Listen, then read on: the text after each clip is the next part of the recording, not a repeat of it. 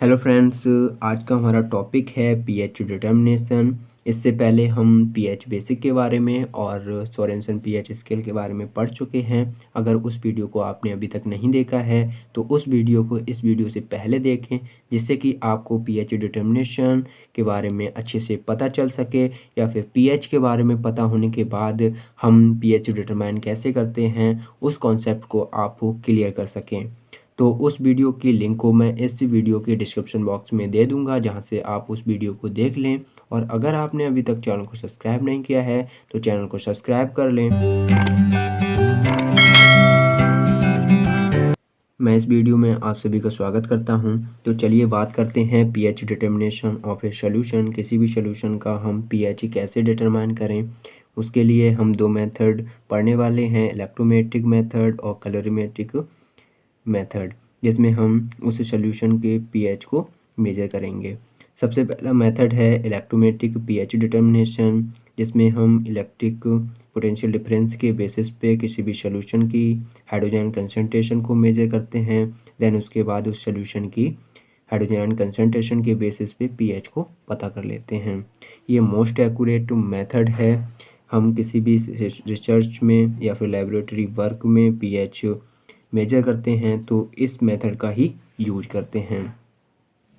इसमें हम pH meter के थ्रू भी क्या करते हैं, पीएच को हम मेजर करते हैं। इसमें हम पीएच मीटर से जो चेंज आता है पोटेंशियल में एंड हाइड्रोजन कंसंट्रेशन में, उसको डिटरमाइन करते हैं। उसके लिए एक इक्वेशन है, नस्ट इक्वेशन बोलते हैं इसे, E=E0 + 2.303 RT/N into F into log non solution का हाइड्रोजन कंसंट्रेशन अपॉन इंटरनल, जो कि स्टैंडर्ड सॉल्यूशन का हाइड्रोजन कंसंट्रेशन होगा। यहाँ पे ई टोटल पोटेंशियल डिफरेंस और ई नॉट रेफरेंस पोटेंशियल है। रेफरेंस इलेक्ट्रोड पे जो भी पोटेंशियल जनरेट होगा उसे हम रेफरेंस पोटेंशियल बोलते हैं। देन 2.303 RT, आर यहाँ पे gas constant, T temperature upon N, N यहाँ पे नंबर ऑफ इलेक्ट्रॉन कितने एक्सचेंज हो रहे हैं, F Faraday constant, log unknown solution का हाइड्रोजन कंसंट्रेशन जिसे हमें पता करने हैं, जिस सॉल्यूशन की पीएच उसका हाइड्रोजन कंसंट्रेशन, और इंटरनल जो कि स्टैंडर्ड सॉल्यूशन का हाइड्रोजन कंसंट्रेशन होगा। इसके बाद हम एपरेटस देखते हैं। इसमें जो पीएच मीटर हम यूज करते हैं उसमें क्या होता है, पोटेंशियोमीटर होता है, ग्लास इलेक्ट्रोड होता है, और रेफरेंस इलेक्ट्रोड और टेम्परेचर कॉम्पेंसेशन। तो ये है पोटेंशियोमीटर। और इसमें जो ग्लास इलेक्ट्रोड लगा हुआ है इसमें क्या है, 4 नोब होते हैं। एक स्लोप नोब है, कैलिब्रेशन नोब है, टेम्परेचर नोब है, पीएच स्टैंड बाई और मिलीवोल्ट नोब है। यहाँ पे स्क्रीन है, यहाँ पे जो सॉल्यूशन का पीएच होगा वो हमें दिखाई देगा, और यहाँ पे स्विच ऑन ऑफ का है, यानी कि हम यहाँ से इसे ऑन कर सकते हैं या फिर ऑफ कर सकते हैं। और यहाँ पे ये अटैच हुआ है, जो इलेक्ट्रोड है हम पोटेंशियोमीटर से अटैच कर देते हैं और इसको स्टैंड से हम रोकते हैं। स्टैंड लगा देंगे, उससे हम रोकेंगे। जो गिलास होता है वो पीएच सेंसिटिव होता है, इसी वजह से मोस्ट एक्यूरेसी मिलती है इससे हमें।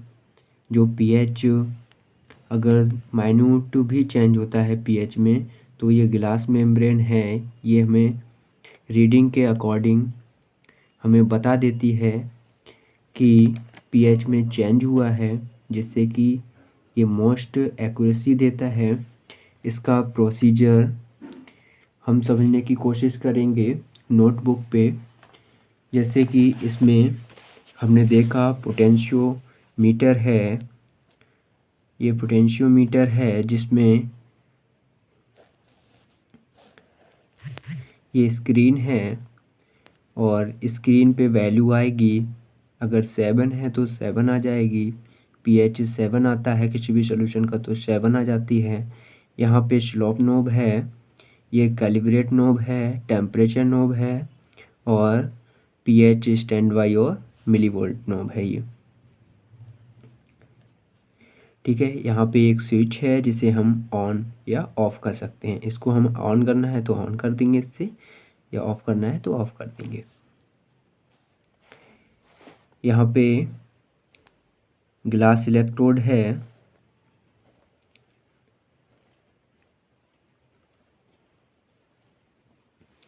जिसमें बफर सॉल्यूशन भरा हुआ होता है। Buffer solution HCl and KCl। ठीक है, ये क्या है, स्टैंडर्ड बफर सॉल्यूशन है। स्टैंडर्ड बफर सॉल्यूशन, ठीक है, ये क्या है, स्टैंडर्ड बफर सॉल्यूशन है। इसमें इलेक्ट्रोड होता है जो कि स्टैंडर्ड इलेक्ट्रोड होगा। AgCl कवर्ड Ag वायर होता है, यानी कि silver chloride covered silver wire होता है। ठीक है, जो कि स्टैंडर्ड इलेक्ट्रोड होता है। और इधर रेफरेंस इलेक्ट्रोड होगा। ठीक है, ये क्या है, रेफरेंस इलेक्ट्रोड होगा और इसमें जो सॉल्यूशन होगा वो रेफरेंस बफर सॉल्यूशन होगा। रेफरेंस बफर सॉल्यूशन होगा। ठीक है, और जो रेफरेंस इलेक्ट्रोड है वो Ag वायर का होता है। जब यहाँ से ये दोनों, जब ये वायर इलेक्ट्रोड जब पोटेंशियोमीटर से वायर की हेल्प से जब जोड़ दिया जाता है, और इस, ये क्या है, इलेक्ट्रोड हेड है।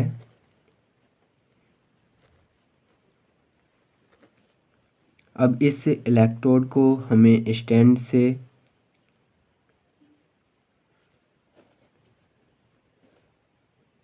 रोकना पड़ता है। ठीक है, ये स्टैंड है,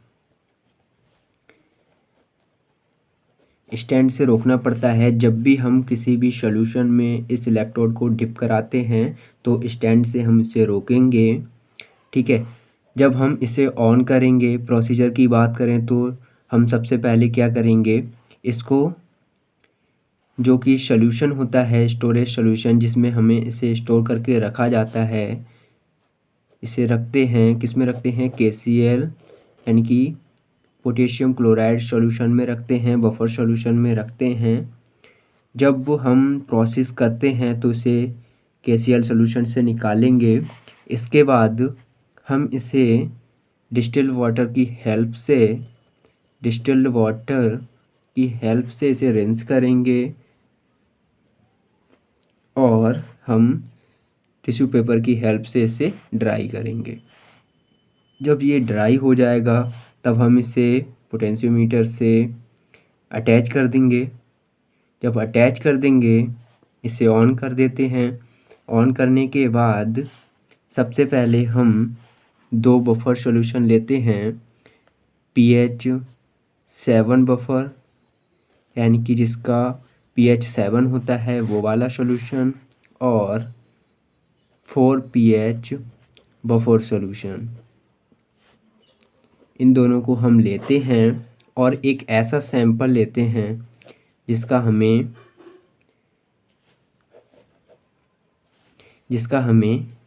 pH डिटरमाइन करना है। तो ये सैंपल टेस्ट सैंपल है ये, और इसमें हम लेंगे 4 pH बफर सॉल्यूशन। जब हम प्रोसेस करते हैं तो इसे हमने KCl सॉल्यूशन से निकाल के रिंस करके ड्राई कर लिया है, फिर इसे पोटेंशियोमीटर से अटैच कर दिया है, इसे हमने ऑन कर दिया है और टेम्परेचर 25 डिग्री सेल्सियस सेट कर लिया है और ये स्टैंड बाई मोड से हमने pH मोड में हमने ला दिया है, रोटेट करके pH मोड में कर दिया है। देन इसके बाद अब हमें pH 7 बफर, ये बीकर है जिसमें pH 7 बफर है सॉल्यूशन, उसको हम यहाँ पे लाके रखेंगे। इसको डिप करा दिया। डिप कराने के बाद अब यहाँ पे वैल्यू 7 कांस्टेंट करनी है हमें, क्योंकि जो 7 pH बफर है उसका जो pH होगा वो 7 होगा, इसीलिए हम कैलिब्रेट नॉब से वैल्यू को 7 फिक्स कर देंगे।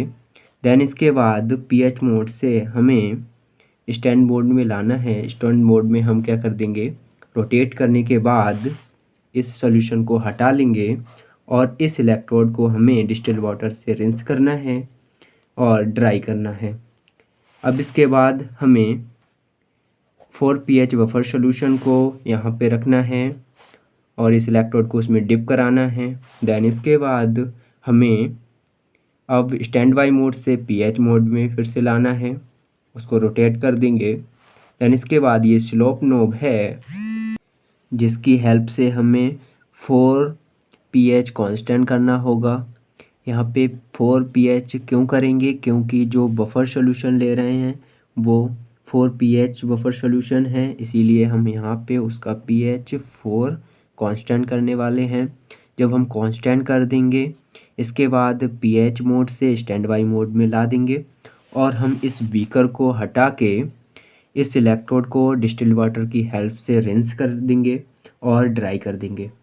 इसके बाद हम इस टेस्ट सैंपल को लेंगे, यहाँ पे रखेंगे, क्योंकि अब इस सॉल्यूशन का हमें pH डिटरमाइन करना होगा।